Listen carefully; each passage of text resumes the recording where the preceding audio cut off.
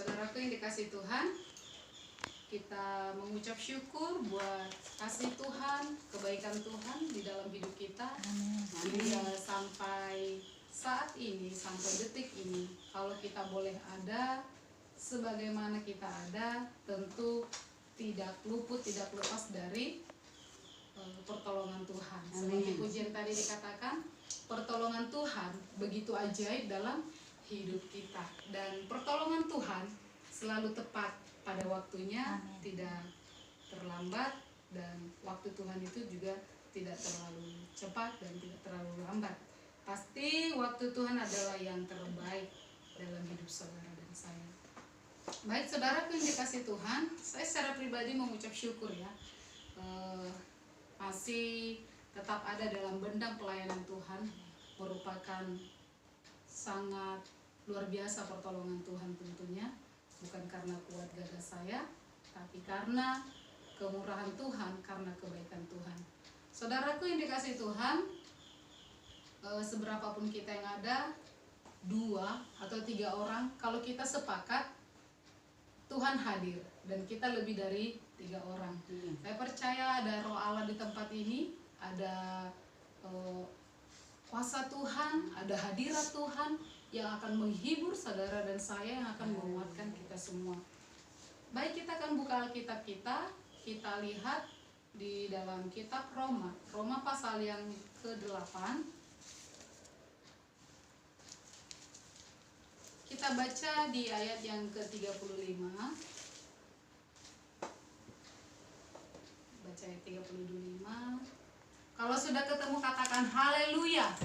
Haleluya. Roma 8 ayat 35.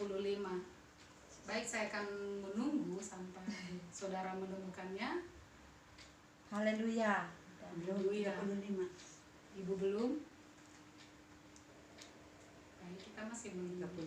35. Ya, di ayat yang ke-35, kalau sudah ketemu, kita baca dalam hitungan yang ketiga. 1, 2, 3. Siapakah yang akan memisahkan kita dari kasih Kristus?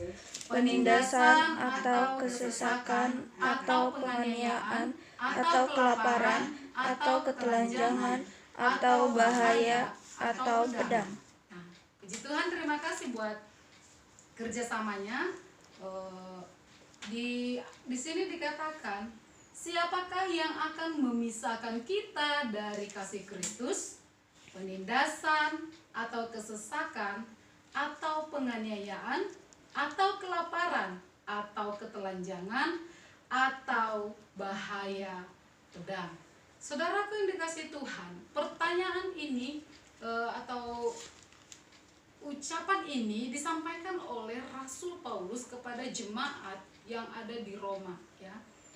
Ini merupakan tulisan Rasul Paulus kepada jemaat yang ada di Roma. Dia mengatakan, siapa yang dapat memisahkan kita dari kasih Kristus?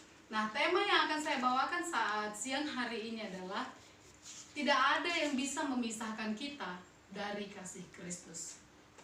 Amin. Nah, saudaraku yang dikasih Tuhan, berbicara tentang penderitaan, tentu tidak semua orang menyukai yang namanya penderitaan. Kalau bisa kita lepas dari pergumulan, benar? Tetapi anak-anak Tuhan, sekalipun mereka berada di dalam tekanan, di dalam penderitaan, kalau dia sudah mengenal kasih Kristus, sudah merasakan kasih Kristus, saya percaya seberat apapun pergumulan yang kita alami dalam hidup ini, kasih Kristus tidak akan terpisah dari hidup saudara dan saya. Nah, Rasul Paulus menjelaskan ini bukan berarti Rasul Paulus hanya berbicara saja, ya. Rasul Paulus ketika dia menuliskan surat ini, Rasul Paulus sudah terlebih dahulu mengalami yang namanya penderitaan di dalam hidupnya. Ketika Rasul Paulus belum percaya kepada Tuhan Yesus Kristus, dia belum menjadi rasul pada saat itu, hidupnya adem ayem. Bahkan Rasul Paulus, dia adalah pelaku penganiayaan bagi pengikut Kristus. Tetapi kita melihat bagaimana kehidupan Rasul Paulus setelah Rasul Paulus menyerahkan hidupnya, memberikan hidupnya menjadi pelayan Kristus, menjadi murid Kristus, menjadi pengikut Kristus. Nah, kita yang ada saat ini adalah pelayan-pelayan Kristus, murid-murid Kristus, anak-anak Tuhan. Nah, saudaraku yang dikasihi Tuhan, perubahan atau kehidupan Rasul Paulus sebelum dia menjadi pengikut Kristus, dia hidupnya enak, ya, dia hidupnya enak dan dia adalah salah satu, bahkan dia adalah pelopor untuk menganiaya anak-anak Tuhan. Tetapi ketika Rasul Paulus mengalami perjumpaan secara pribadi dengan Tuhan Yesus, hidup Rasul Paulus diubahkan. Ya, hidup Rasul Paulus diubahkan. Yang tadinya dia adalah orang yang kejam, orang yang jahat, orang yang alergi dengan anak-anak Tuhan, orang yang sangat-sangat tidak menyukai pengikut-pengikut Kristus, berbalik. Gantian, ketika dia mengikut Kristus, Rasul Paulus mengalami penganiayaan, mengalami penderitaan. Nah, ini yang Rasul Paulus sampaikan. Sekalipun dia mengalami penganiayaan, sekalipun dia mengalami penderitaan dalam hidupnya, bukan berarti Yesus tidak mengasihi dia, bukan berarti Allah tidak mengasihi Rasul Paulus. Kita bisa melihat pengalaman atau apa yang dialami oleh Rasul Paulus setelah dia menjadi pengikut Kristus. Ya. Nah, kita sebelum membuka ayatnya, saya akan bacakan dulu terlebih dahulu terjemahan lain di dalam Roma pasal 8 ayat 35 ini. Kalau dalam terjemahan lain itu lebih jelas ya dikatakan. Kalau dalam terjemahan ini dikatakan begini. Jadi, kalau begitu apakah ada lagi oknum yang bisa menghentikan Kristus mengasihi kita? Tidak ada. Sana tanda suruh. Kalau kita ditindas atau menghadapi kesengsaraan atau penganiayaan, apakah itu berarti Kristus tidak lagi mengasihi kita? Tidak. Atau kalau yang memusuhi Kristus membuat kita sebagai pengikutnya tidak bisa membeli makanan atau pakaian ataupun membunuh kita, apakah itu berarti Kristus tidak lagi mengasihi kita? Tidak. Jadi saudaraku yang dikasihi Tuhan, kalau dalam terjemahan lain itu lebih jelas ya. Di sana dikatakan Kristus tidak berhenti mengasihi saudara dan saya sekalipun kita mengalami yang namanya penderitaan. Saudara yang dikasihi Tuhan, di akhir zaman akan tiba saatnya kita tidak bisa membeli dan menjual. Orang-orang yang tidak akan menerima, yang tidak mau menerima tanda itu atau cap itu, cap antikris, ya. Ketika mereka akan melakukan jual beli, itu nggak bisa. Kita nggak bisa melakukan jual beli kalau kita nggak punya cap. Itu nanti akan terjadi di akhir zaman, saudara, di masa antikris. Nah, saudara yang dikasih Tuhan, makanya sangat jelas dikatakan apa yang bisa memisahkan saudara dan saya dari Tuhan, ya? Jikalau begitu, apakah ada lagi oknum yang bisa menghentikan Kristus mengasihi kita? Tidak ada, saudaraku yang dikasih Tuhan. Sekalipun kita mengalami penindasan atau kesengsaraan, ya, bukan berarti Kristus tidak mengasihi saudara dan saya. Kita melihat dengan mata kepala kita sendiri bagaimana kejadian minggu lalu. Anak Tuhan, orang yang sungguh-sungguh mengasihi Tuhan, dari keluarga sendiri menghalangi untuk datang beribadah kepada Tuhan. Ini bukan hanya cerita dongeng, ini bukan hanya cerita dari orang ke orang yang kita dengar, tetapi kita melihat dengan mata kepala kita sendiri bagaimana anak Tuhan mengalami tekanan ketika dia beribadah bersama dengan kita. Benar?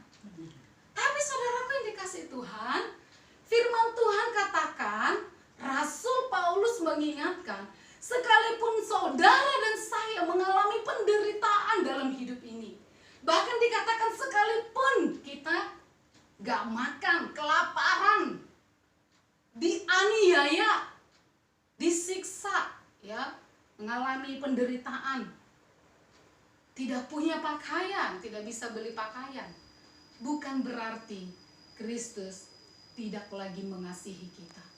Dalam terjemahan yang lain itu juga sangat jelas dikatakan. Nah, saya baca di dalam terjemahan Firman Allah yang hidup, dikatakan demikian. Siapakah yang akan dapat memisahkan kasih Kristus dari kita? Bila kita mendapat kesukaran atau bencana, bila kita dikejar-kejar atau dibinasakan, apakah itu terjadi karena Ia tidak lagi mengasihi kita? Ya. Dan bila kita lapar, tidak berduit, atau dalam bahaya, atau diancam kematian, apakah Allah telah meninggalkan kita? Tidak, saudara. Tetapi ada banyak juga yang tadinya mereka setia mengiring Tuhan, setia melayani Tuhan, setia beribadah kepada Tuhan. Ketika mereka mengalami yang namanya tekanan, tidak sedikit yang mundur, saudaraku yang dikasih Tuhan. Ya. Ada banyak yang mundur. Ketika diancam mungkin, kalau kamu mengikut Kristus, kalau kamu mengikut Tuhan Yesus, maka namamu akan tercoreng dari daftar warisan. Ada. Atau mengatakan, kamu gak akan saya anggap lagi sebagai anak. Bahkan saudaraku, di dalam pekerjaan tidak sedikit anak Tuhan mengalami tekanan juga. Mereka dipersulit untuk misalnya naik jabatan, dipersulit. Atau untuk promosi-promosi yang lain, mereka dipersulit. Karena apa? Karena mereka pengikut Kristus. Saudaraku, ketika kita mengalami hal yang demikian, Rasul Paulus mengingatkan kepada jemaat yang ada di Roma, itu bukan berarti Yesus berhenti mengasihi kita. Berhenti mengasihi jemaat-jemaat yang ada di Roma yang mengalami penganiayaan, mengalami tekanan ketika mereka memilih untuk mengikut Tuhan Yesus. Saudaraku yang dikasih Tuhan, kasih Yesus itu begitu besar. Kasih Allah terlalu besar dalam hidup kita, saudaraku. Karena begitu besar kasihnya kepada saudara dan saya, Dia rela merendahkan dirinya. Dia tinggalkan tahtanya. Dia mau menjadi manusia seperti kita, saudaraku, merasakan sakit, merasakan penderitaan, dan Dia merelakan hidupnya sampai mati di kayu salib. Kemarin kita baru mengingat, mengenang kembali, memperingati hari kematian Yesus Kristus. Ya. Oke, saya akan bacakan bagaimana pengalaman Rasul Paulus ketika dia mengikut Kristus. Apakah hidupnya akan menjadi adem ayem? Apakah hidupnya mulus? Jangan sampai salah dalam kita mengiring Tuhan. Ada banyak seperti ini. Kenapa banyak orang yang gugur ketika mereka mengikut Tuhan? Jadi mereka menerima cuma seperti ini. Kalau kamu ikut Kristus, kamu akan diberkati. Kalau kamu ikut Tuhan Yesus, hidupmu akan diberkati. Kamu akan mengalami kelimpahan. Kalau fokus kita, karena kita diberkati mengikut Tuhan, ya, hidup kita adem ayem, itu salah besar. Firman Tuhan katakan, kalau kita mengiring Kristus, mengikut Tuhan Yesus, maka kita akan siap memikul salib. Orang yang motivasinya karena dia meyakini, oh kalau aku ikut Tuhan Yesus, kalau saya jadi pengikut Kristus, maka saya akan diberkati.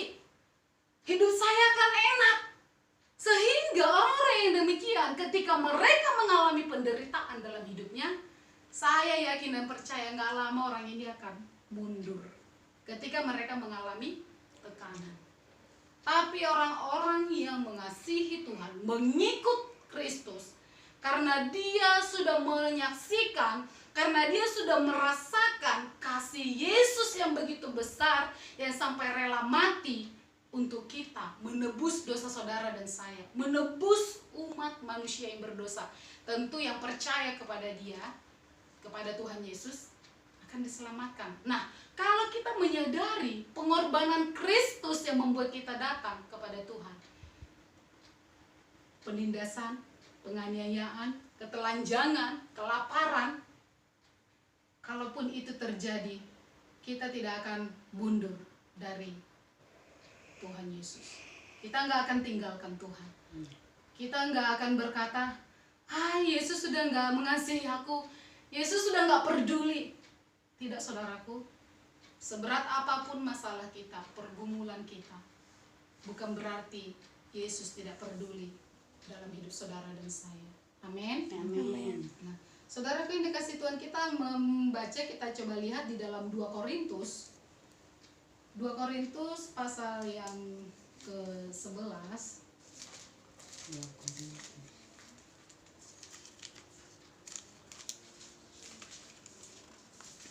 2 Korintus pasal 11.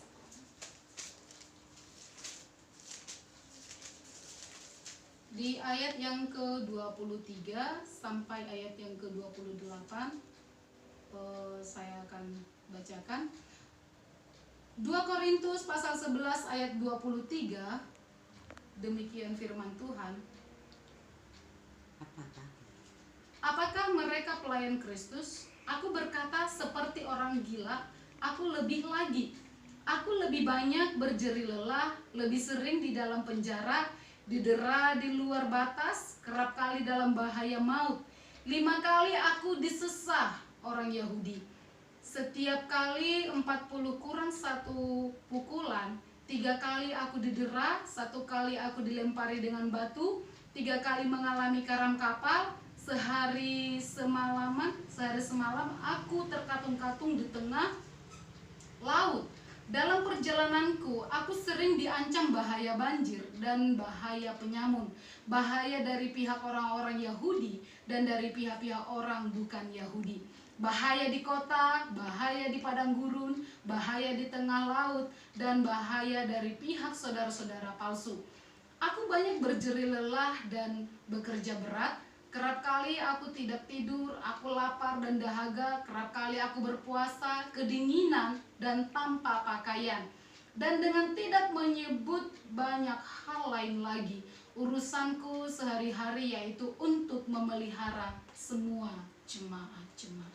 Saudaraku yang dikasih Tuhan, kita bisa menyaksikan penderitaan yang dialami oleh Rasul Paulus ketika dia mengiring Kristus. Ya, dia jajarkan, dia beberkan, dia catat satu persatu apa yang dia alami ketika dia melayani jemaat-jemaat. Dalam pengiringannya mengiring Tuhan, dia didera, dia mengalami karam kapal.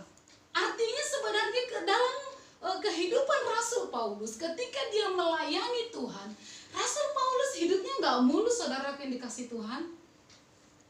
Ketika Rasul Paulus melayani Tuhan, nyawanya itu terancam, bolak-balik harus keluar dari penjara. Karena apa? Karena dia melayani Tuhan, karena dia pengikut Kristus, bukan karena dia melakukan pelanggaran. Tidak, saudaraku. Nah, saudara yang dikasih Tuhan, firman Tuhan ini mengingatkan kita yang ada saat ini, ya, bahkan anak-anak Tuhan dimanapun berada, ketika saudara mengalami yang namanya penganiayaan, yang namanya penderitaan, ingat baik, bukan berarti Yesus tidak mengasihimu, bukan berarti Allah tidak peduli dalam hidupmu. Amin. Amin. Allah tetap peduli. Allah begitu mengasihi. Kalau nyawanya saja dia berikan, masa sih janji-janjinya yang lain gak Tuhan kasih? Ya. Coba kita lihat lagi, kita kembali ke Roma yang tadi ya. Jadi dari sini kita bisa melihat Rasul Paulus, dia hidupnya gak enak ya. Rasul Paulus itu gak hanya ngomong doang, dia mengalaminya secara pribadi. Dia mengalami penderitaan, dia mengalami siksaan. Dia didera, saudara yang dikasih Tuhan. Ya. Kita kembali lagi ke Roma pasal 8 tadi.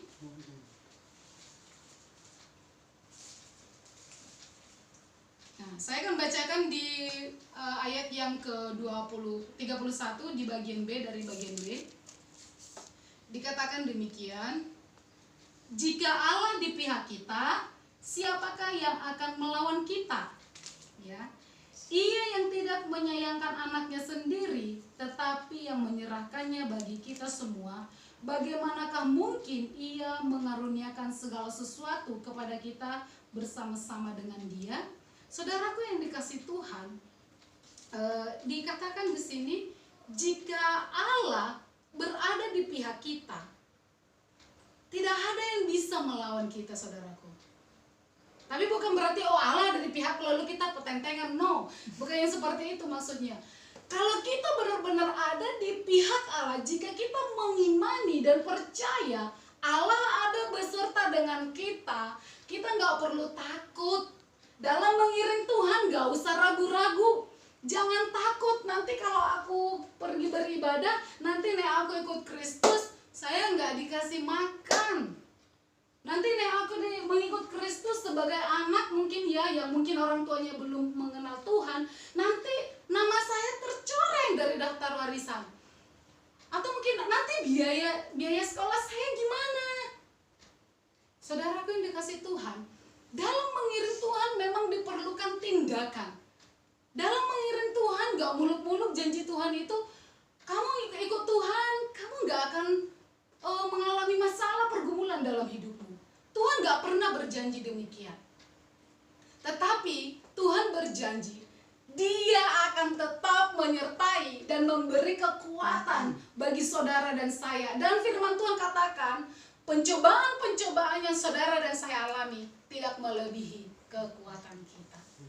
Kalau saudara mengalami yang namanya penderitaan, penganiayaan, penindasan, tekanan dalam mengiring Tuhan, karena Tuhan tahu engkau mampu, engkau kuat, engkau sanggup. Karena apa? Karena ada Yesus Kristus yang bersama dengan kita. Amin. Dia nggak akan tinggalkan kita, saudaraku. Ya, jadi percayalah, jika Allah ada di pihak kita, di pihak saudara dan saya, tidak ada yang bisa melawan kita, mendakwa kita. Ya, di dalam Roma pasal 8 tadi ayat 31 bagian B-nya. Nah, kalau saudara dikasih Tuhan, kita melihat kalau anaknya saja, ya, anaknya yang tunggal. Sedangkan kalau waktu itu saya pernah bertanya, Ibu Narya punya anak berapa, Bu?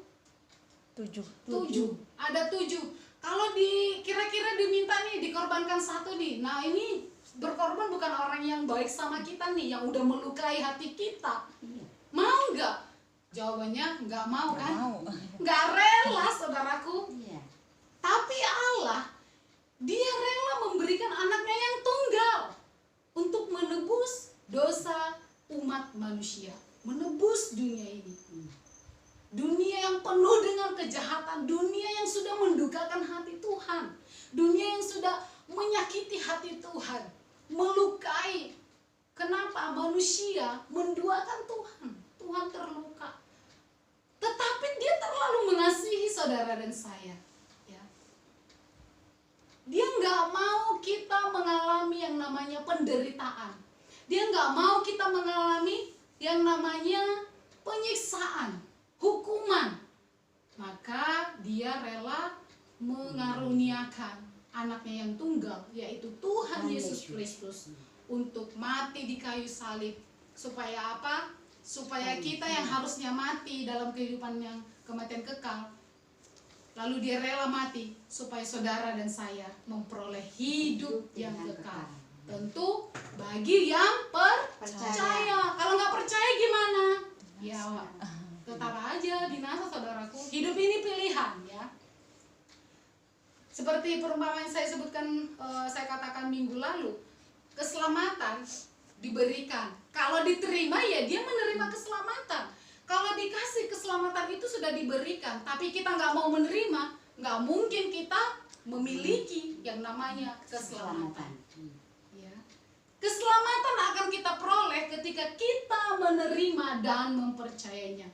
Saya percaya ketika kita terima keselamatan itu, iya Tuhan, saya terima Tuhan sebagai Tuhan dan Juru Selamat saya.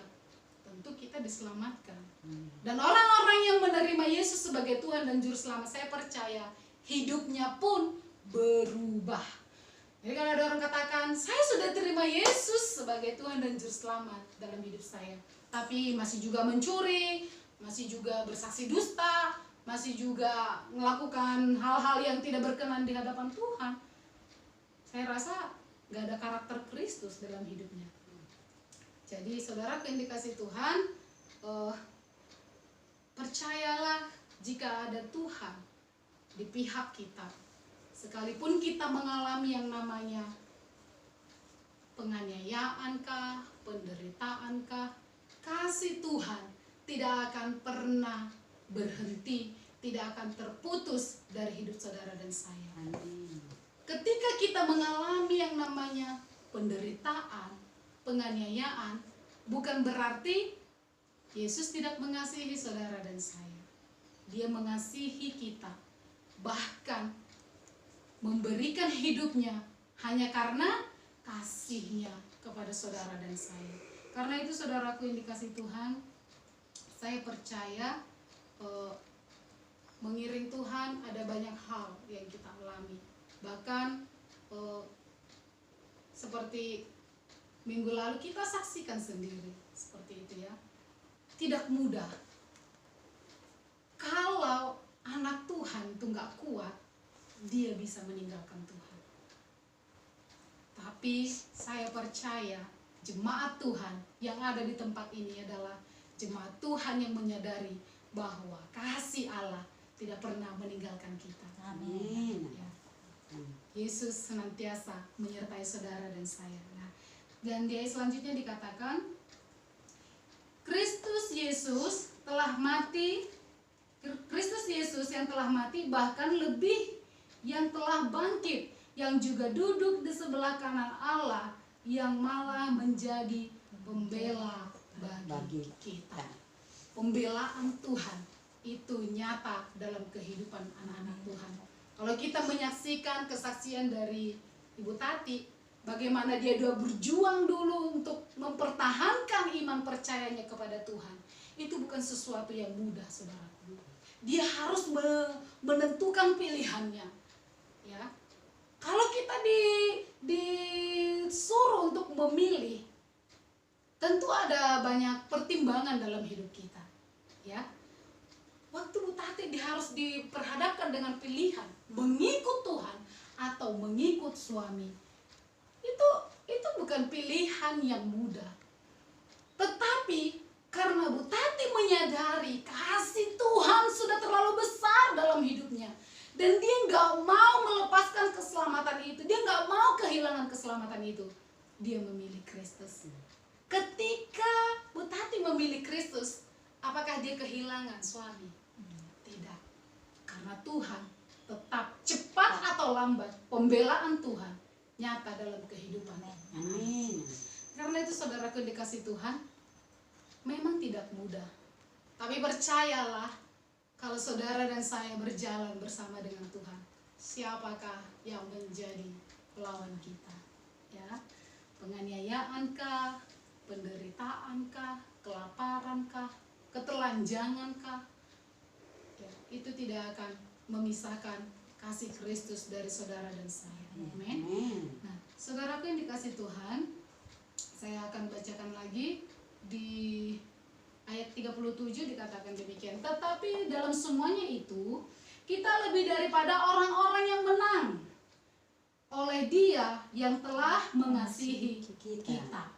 Kita akan tampil menjadi orang-orang yang lebih daripada pemenang ketika kita tetap berjuang, ketika kita tetap menyadari kasih Kristus tidak akan pernah meninggalkan saudara dan saya.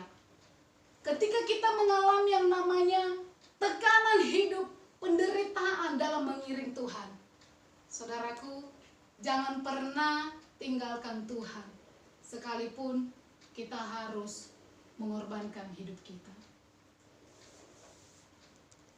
Ya, wah, serem juga nih gitu ya. Kok mengiring Tuhan itu kayaknya dipersulit banget gitu. Saudaraku dikasih Tuhan, iblis akan gencar ketika kita sungguh-sungguh ikut Tuhan. Tapi kalau kita misalnya ke gereja tapi kita mah biasa aja, yang penting formalitas aja kita ke gereja, iblis nggak akan goda saudara, iblis nggak akan mengganggu, saya katakan. Kenapa? Karena tahu itu temanku. Tapi ketika iblis melihat kita sungguh-sungguh mengiring Tuhan, saudara harus mempersiapkan diri. Kita harus membangun hubungan kita dengan Tuhan. Ya, kita akan memperoleh kekuatan ketika kita bersama dengan Tuhan. Saudaraku, kalau kita berjalan mengandalkan kekuatan kita sendiri, kita nggak akan kuat. Ya. Kita akan terjatuh. Tetapi kalau kita berjalan bersama dengan Tuhan, saya percaya kita akan menjadi orang-orang yang lebih daripada pemenang. Amin. Amin. Bersamamu Bapa, ku lewati semua. Pujian tadi katakan, ya. Bersama dengan Tuhan, saudara dan saya mampu melewati semua. Tapi kalau kita hanya berjalan mengandalkan kekuatan kita sendiri, saudaraku, kekuatan saudara dan saya sangat-sangat terbatas. Karena itu, libatkan Tuhan dalam setiap pergumulan kita. Percaya, kita tidak berjalan sendiri. Saudara tidak berjalan sendiri. Ketika saudara mengalami yang namanya penderitaan, penganiayaan, tekanan dalam mengiring Tuhan, apapun itu, saya tidak tahu apa tekanan yang kita alami ketika kita mengiring Tuhan saat ini. Ya, saya tidak tahu apa tekanan yang sedang kita alami. Tapi Tuhan tahu. Dan percayalah, ketika kita menyadari saya tidak menghadapi ini sendiri, saya berjalan bersama dengan Allah yang hidup, Allah yang menjanjikan kehidupan, Allah yang berjanji akan setia mengiringi saudara dan saya sampai akhir zaman. Kalau kita setia, saudaraku, percayalah, maka janji Tuhan ini dikatakan kita akan menjadi orang-orang yang lebih dari pemenang. Tapi kalau kita udah ciut duluan, aduh, iya ya, ntar nggak dikasih jatah bulanan, ya. Ancaman itu pernah ya, Bu? Nggak dapat jatah bulanan. Bagaimana nanti anak-anak saya? Bagaimana dengan pendidikannya? Bagaimana untuk beli kebutuhan sehari-hari? Kalau kita berpatokan dengan itu, saya percaya mungkin hari ini Bu Tati nggak bersama dengan kita beribadah. Tapi karena Bu Tati menyadari, ya, hidup kita ini ada di tangan Tuhan, karena menyadari Tuhan tidak pernah meninggalkan kita sekalipun dalam penderitaan, maka Bu Tati mengalami kemenangan. Akan lebih daripada pemenang. Saudaraku, hal ini berlaku buat semua kita yang tetap percaya bahwa pertolongan Tuhan itu nyata dalam kehidupan orang-orang yang mengasihi Tuhan. Amin. Percayalah, kesusahan, kesulitan yang saudara alami, pergumulan yang kita alami dalam mengiring Kristus, bukan karena Tuhan tidak mengasihi kita, bukan karena Tuhan meninggalkan kita, tidak. Ya. Justru itu yang akan membentuk iman kita, membuat saudara dan saya semakin dewasa secara rohani. Kalau bayi nggak pernah, misalnya waktu dia untuk jalan pun dia mengalami jatuh, luka, tapi dia alami itu justru itu bisa membuat dia jadi bisa berjalan, lari ke sana kemari. Saudaraku, hidup ini dalam mengiring Tuhan ini butuh proses, ya. Kalau kita sekarang ini diproses, itu artinya Tuhan sedang membentuk saudara dan saya untuk sesuai dengan kehendak dan rencana Tuhan. Nah, saya bacakan sampai akhir, saudaraku. Di 38 dikatakan, sebab aku yakin bahwa baik maut maupun hidup, baik malaikat-malaikat maupun pemerintah-pemerintah, baik yang ada sekarang maupun yang akan datang, atau kuasa-kuasa baik yang di atas maupun yang di bawah, ataupun sesuatu makhluk lain, tidak akan dapat memisahkan kita dari kasih Allah yang ada dalam Kristus Yesus Tuhan kita. Apapun itu, sekalipun itu yang berhubungan dengan kuasa kegelapan, kasih Kristus tidak akan pernah meninggalkan saudara dan saya. Amin. Karena itu saudaraku yang dikasih Tuhan, tetaplah setia mengiring Tuhan. Amin. Apapun yang terjadi dalam hidup ini, tetap katakan, Dia adalah Allah yang setia, Allah yang tidak akan pernah meninggalkan saudara dan saya walau sedetik pun. Karena apa? Karena Dia adalah Allah yang setia dan penuh kasih. Kalau nyawanya saja Dia berikan kepada saudara dan saya, apalagi hal-hal yang lain, janji-janji yang sudah pernah Tuhan sampaikan lewat kebenaran firman Tuhan. Janjinya yang mengatakan, aku menyertai engkau sampai akhir zaman, maka itu pun akan Tuhan genapi dalam hidup kita. Ya, kita akan memperoleh janji itu. Apapun yang Tuhan janjikan lewat kebenaran firman Tuhan ini, itu adalah ya dan Amin. amin. Karena itu saudaraku yang dikasih Tuhan, tetaplah percaya, jangan pernah putus asa, jangan pernah berkata Yesus tidak lagi mengasihi, jangan pernah berkata ketika kita dalam kesulitan kita berkata kayaknya Tuhan itu udah ninggalin saya. Tidak, Dia tetap setia. Bahkan yang sering ninggalin itu kita sebenarnya yang gak setia. Ketika lagi enak, lupa. Tapi saudaraku yang dikasih Tuhan, tetaplah setia, tetaplah berharap kepada Tuhan, dan Allah tidak pernah meninggalkan saudara dan saya walau sedetik pun. Kasih-Nya tetap, sekalipun kita dalam kesulitan, Dia tetap mengasihi saudara dan saya. Amin. Amin. Amin. Karena itu tetaplah setia mengiring Tuhan. Apapun yang terjadi dalam hidup ini, itu tidak akan bisa memisahkan kasih Allah dalam hidup kita. Puji Tuhan, saudaraku, sesulit apapun kita saat ini, jangan menyerah, jangan pernah tinggalkan Tuhan, tetap setia mengiring Tuhan, dan kita akan menjadi orang yang lebih dari pemenang ketika kita tetap setia berjuang dalam mengiring Tuhan. Tapi kalau kita misalnya mundur di tengah jalan, kita nggak akan memperoleh apa yang Tuhan janjikan, yaitu mahkota kehidupan. Ya, karena itu saudaraku yang dikasih Tuhan, tetaplah setia mengiring Tuhan. Amin. Amin. Baik, saudaraku yang dikasih Tuhan, mari saya undang semua bangkit berdiri. Kita mau naikkan pujian. Apa yang dapat memisahkanku dari kasih-Mu Tuhan?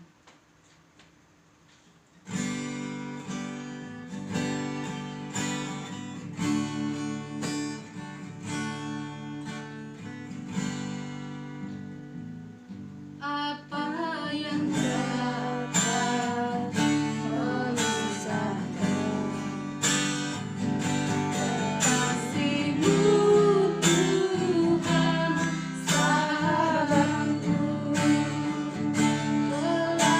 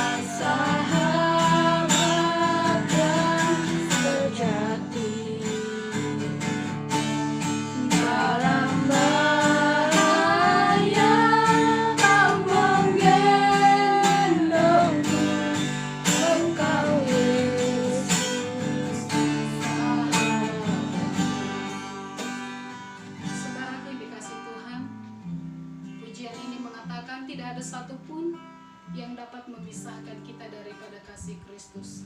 Karena itu saudaraku, tetaplah percaya kasih Tuhan itu akan senantiasa ada dalam hidup saudara dan saya. Apa yang dapat memisahkanku dari kasih-Mu, Tuhan sahabatku? Kelaparan tak, kelanjangan tak satupun, tak satupun, tiada satupun, tiada satupun seperti Kau, Yesus, sahabat yang sejati. Dalam bahaya Kau menggendongku, Engkau Yesus, sahabat. Apa yang dapat memisahkanku dari kasih-Mu,